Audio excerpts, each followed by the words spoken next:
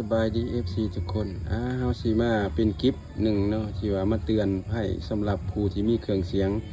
มื่นคิ้วหรือมื่นซีเนาะคือหมอแป้งตัวนี้ก็บ่ควรไปกวนมันเนาะอันนี้สำหรับสร้างบ่มีประสบการณ์ไปจูดออกมาเบิ่งมาหยังมันอยู่นี่แถวนี้จูดเบิดขามันเนาะคือให้เบิ่งคลิปมันสิเป็นแบบนี้หมอแป้งมันนี่สิเป็นตัวนี้เฮาบ่ควรไปกวนมันตัวนี้เพราะว่ามันบ่เกี่ยวกันนะที่ว่ามักง่ายอยากเสียหน่อยแล้วเป็นเสียหลายมาเบิ่งเคสตัวอย่างให้เบิ่งเนาะอันนี้คือเครื่องที่ว่าสร้างย่ำมาเนาะมุนมัดนี่ห้อยจูดเห็นบ่ห้อยจูดมุนมัดอันนี้ใหม่เบิ่งที่ว่าที่เฮาลงคลิปไปผ่านไปเมื่อกี้นี่เนาะวันเสาร์นี่แต่ว่ามาเบิ่งเครื่องที่ว่ามันอยู่ในสภาพโรงงานจะเป็นแบบนี้เห็นบ่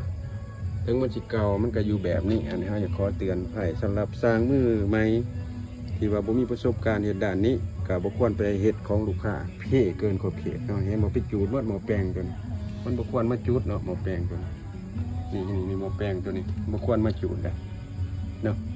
คันกวนก็กวนตัวนี้ซะนี่กวนอยู่หมดเป็นแถวไปแล้วก็สายไฟซุ่มนี้ก็ออกจนหมดเอาสิให้เบิ่งคือของเฮานี่มันมีแกนตลกข้างในเนาะมียำแล้วก็จึงมีเครื่องวัดตัวนี้เนาะอันนี้แหละเฮาอยากขอเตือนภัยสำหรับสร้างที่ว่าอยากมีชื่อเสียงอยากเก่งก็ต้องหักในอาชีพตัวเองแล้วก็อ่านจุดขาดให้ได้เนาะว่ามันเสียจุดใดเขาจังไปเฮ็ดของลูกค้าให้บ่เฮาไปหมากโอเคบัดให้เบิ่งเนาะที่เฮารับสอมต่างแข็งหรือว่าอยู่ในนครหลวงก็สิมีแต่แอมแลบเนาะ14,000คิวนี่เห็นบ่เฮารับนี่เห็นมีแต่แอมพวกแลบเบิดพวกสวิตซิ่ง